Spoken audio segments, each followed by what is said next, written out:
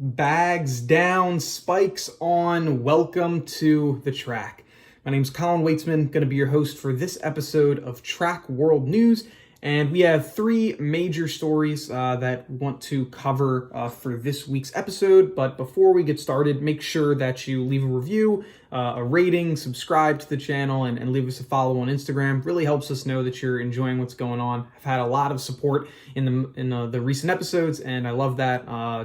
Keep it going. Helps us know that you're enjoying what's going on. So for the first meet that we'll be covering, or the first story that we'll be covering, is the bad news, I guess, upsetting news coming out of Pennsylvania, Philadelphia, my hometown, that Penn Relays is going to be canceled for the second straight year. So this is probably, it's not the biggest track and field event. Obviously, the Olympics is the biggest track and field event.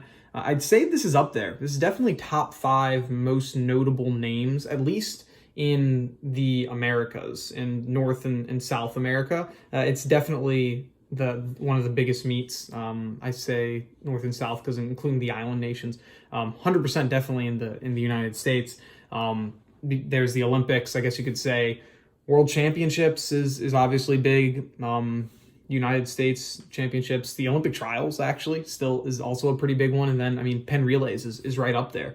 It's a huge meet. It's been going on for 272 years. This is the first 2 years that it's been canceled. Last year was the first one. This is the second one. Usually happens towards late April. Super exciting for anyone that has not been able to go to see the Penn Relays. I would 100% recommend it when it does come back. It's a super awesome atmosphere. You have everyone from middle schoolers, even younger than that. You have elementary school kids all the way up to professional runners. There was a time that I saw Usain Bolt. He was running the 4x1. I was actually lucky enough to be on the track while it happened because I was pole vaulting and saw Usain Bolt running in the 4x1. It was USA versus the world. It was super cool. It's one of the most fantastic environments to see a meet. It's a bear to be able to warm up there. It can be tough because I remember when we were there, we had to do warm-ups around an office building across the street because it's just so hard. There's not a lot of space. You're in the middle of a city trying to warm up. So it's a little tough, but it's a super cool environment. So if you hadn't, the two places that I'd say and two tracks you really need to see if you're a track and field fan, Hayward Field, obviously, and then Franklin Field. Two fantastic environments. So they announced that they will be canceling it, but in the good news is it's not completely gone. So they've said that they're going to have a little bit of a change of things for this year. So they're, instead of just having the one meet that goes over what I believe 3 days or something like that, they're going to be having a few different things. So for the collegiate level, they're going to be having 3 meets only for local colleges, so schools that are in the Philadelphia area for Division 1, 2, and 3. Teams will have to advise by current protocol for the Ivy League, because as you may know, the Ivy League has canceled all their sports, as well as what the state says, to be able to have athletes be able to compete. And then the only people that will be able to go to these meets are the athletes themselves and then essential personnel. So it'll be a much smaller amount of people, only local area schools, which stinks because the best part about the Penn Relays was that you had Jamaicans there, you had people from Trinidad and Tobago, you had people all the way down from Florida to Vermont. You had tons of people coming out to this event, to this meet, because it was such a huge deal. And so now it's just going to be restricted to the Philadelphia area, which stinks, but it's great that they're still being able to do something. They did also mention that they're going to be having, in a few months after that, so probably sometime in maybe May or whatever, they're going to have an open meet for any professionals and open athletes that would like to compete, as well as a meet for high school and I guess middle school athletes that would be happening sometime in the summer. So they're looking at anywhere from 3 to 5 meets that'll be hosted by Penn Relays, University of Pennsylvania. Which is interesting. Dr. Grace Calhoun, who is the director of recreation and intercollegiate athletics at the University of Pennsylvania, said, quote, "It is disappointing that we once again have to cancel one of the landmark events of the spring in Philadelphia and in track and field. But collectively, we want to ensure the safety of our athletes, campus, community, and spectators," end quote. So, yeah, it's upsetting. Hopefully the light at the end of the tunnel will start to get a little bit closer, and we'll be able to have Penn relays again. Obviously, it's difficult with the Ivy League, who said they're not having spring sports this year, so being able to probably get the okay from them to even host this is going to be a little tough. But it's nice to see that we're still hopefully going to have some type of Penn relays, even though it might not be the one that we know and love. Next, briefly want to talk about the NCAA Cross Country National Championship, which will be coming up this, what is it? It's like Thursday, right? It's super weird because there's, as you know, the indoor nationals and cross country nationals is being held on the same weekend. So on Saturday, Friday, Saturday, they're going to be having the nationals for indoor track and field. And then before that, they're having the cross country track and field. Or is it after? It might be on Monday. I'm sorry. I mixed up the dates, but they're going to be having the cross country nationals as well. And so unlike indoor nationals where you have to have everyone compete to be able to, everyone needs to qualify to be able to go, you have to hit a standard. And so there's no like selection show. The NCAA actually had a selection show today to say who, or a few days ago, to actually say who it was that made it, because you get 31 teams and then any individuals that hit a standard. So for that, it's 7 runners, I believe, get to go for your team. So it's not like you have to have all 7 people hit the standard. It's just your team, which is cool. And so they actually had a selection show saying who were the 31 teams, because there were no like automatic bids like they would have in the past for teams that hit certain times or won their conference championship or anything like that. They just had a selection show where no one had an idea of who it was. And so we saw a couple cool clips of teams finding out they made it. Probably the favorite one was University of Alabama finding out that their women made it, I believe, for their first time, which was super cool. They all got really excited. So that was awesome. I hope that they continue doing things like that in track and field. Kind of make it, give a little more tension and have that interesting, storylines, because then you get the storylines of who made it, who didn't make it, and things like that, which we'll get into in a little bit.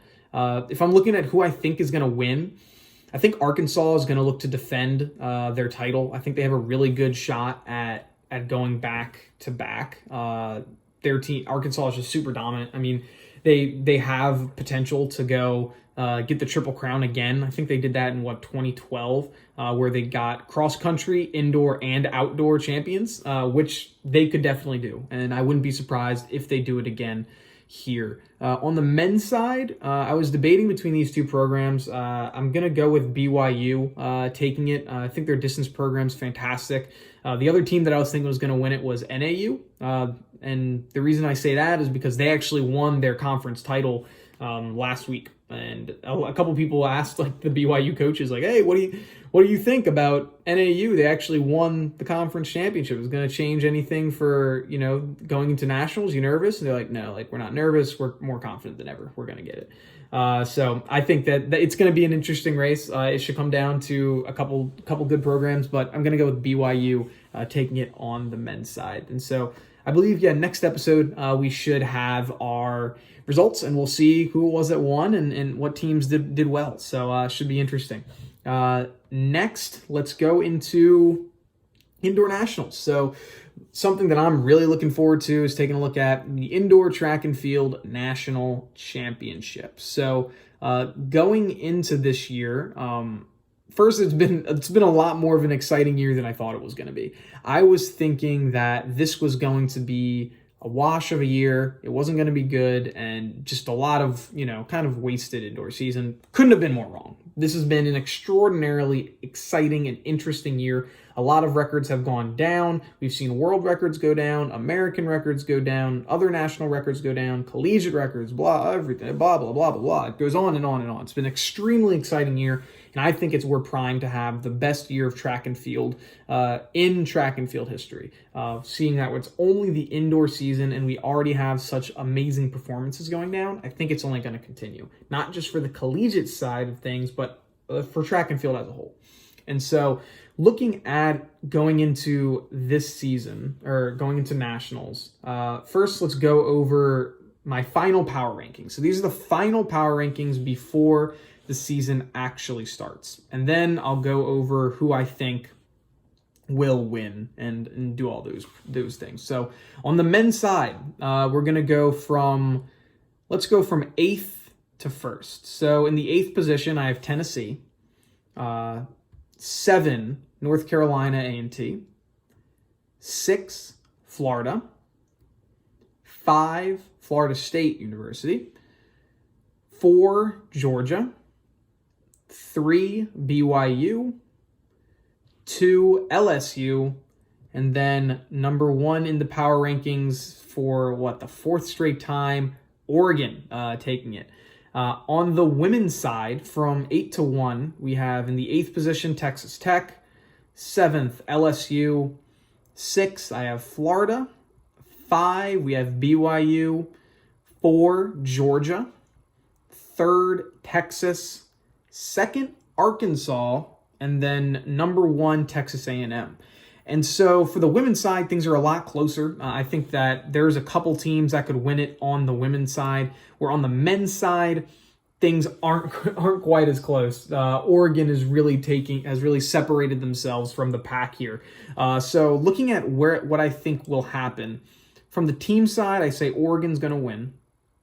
I think that their team is just too dominant. Their distance is going to run the table, I think, and then they also have a really good shot. They have a couple good sprinters as well. They got a 60-meter guy that's number 1 in the nation right now. So they're going to be super hard to beat. I think Arkansas is going to have their second leg of the Triple Crown anointed. I would rather it not. I'd rather see other teams in Arkansas. I think they're a super dominant program, but I think they're just too deep of a team. Where Texas A&M, I think, are the favorites on paper. I would say Arkansas is the favorite more, outside of things, because they aren't bracing themselves or on having top-level competitors scoring top-level points. They have a lot of athletes that are in, that are coming in 4th, 5th, 6th, 7th, 8th, where they're getting a few points here and there. They're not saying, hey, we need this person to get 10 first. We need this person to get first so we can get 20 points. They have a lot of people in they have a few amount of people in a lot of different races, which will allow them to not have to worry so much about the individual outcome of one athlete. And I like that because you're not putting all your you're not putting all your eggs in one basket. You're allowing yourself to have a few miss-ups here and there and also have a few great performances, because it's bound to happen. You're at the national championship meet. You have no idea how your athletes are going to compete. Some people are going to compete out of their mind, and then others are going to fall flat on their face. And so having more athletes that can be able to move up or down and not have to, feel the brunt of that, I think is going to help the team. So I have Arkansas winning it. Oregon, they're just head and shoulders, I feel, right now above everyone, and it's their championship to lose. That's kind of, how I feel. Now let's get into some bold predictions. So these are some predictions that, are they going to happen? Probably not, but I think really could. So for my first bold prediction, we'll go team-wise. I would say first bold prediction, LSU taking the championship for the men. And then on the women's side, I have Texas as my bold prediction for them. LSU, they're doing really well in the sprints and the jumps.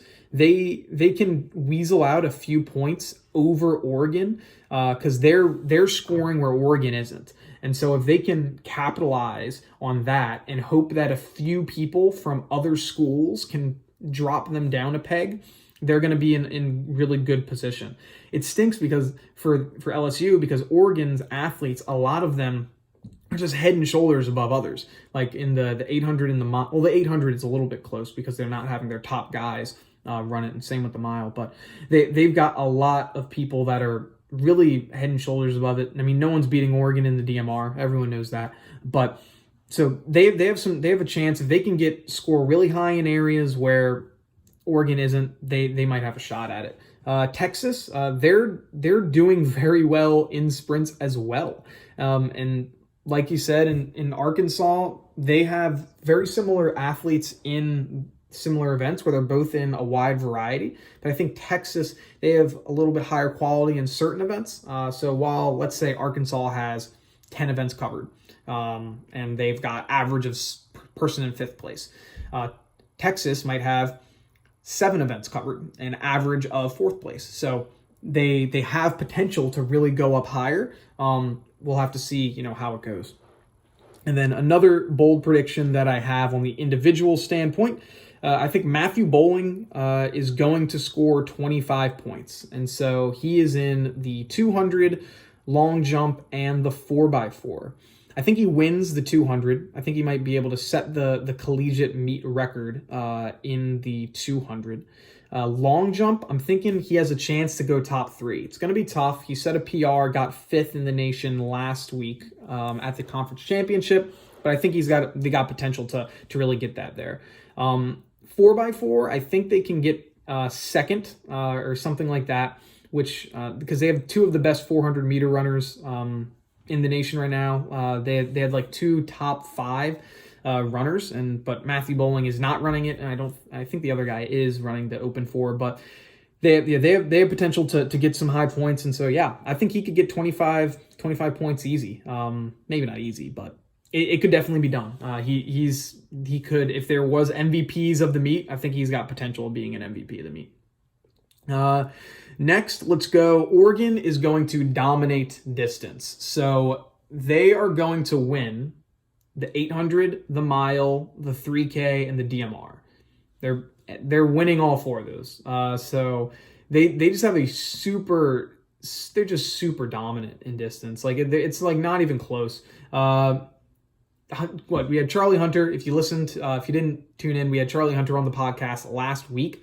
Really great insight on the Oregon track and field distance program. So take a look at that. You can kind of hear what's going on within the team. They have really competitive practices, and it's super cool. But like I said, Charlie Hunter, Cole Hawker, and Cooper Teare, they're all just doing super great. Don't see many people defeating them. So yeah, I have the 800 mile, 3K, and DMR all going to Oregon.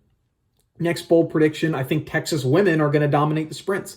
I think that they're going to win the 60, the 200, and the 60-meter hurdles. They have Julian Alfred, Kenny Flannel, and Chanel Brissett, Philly reppin'. I think they have a chance to win all 3 of those. They're not the number 1 seeds in any of them, but they're right there. And I think they have potential to have a breakout meet and take home that. If they can do that, if Texas women can win in those 3 events, and then they have another girl in the 400, which I think could get top 3. I was going to throw that in here, but I don't know if she can beat Athing Mu. She's insane. I think that if they take those 3 events, then they're in a real good position to be national champions, especially depending on how Arkansas does. So if they can do that, they're in good spot.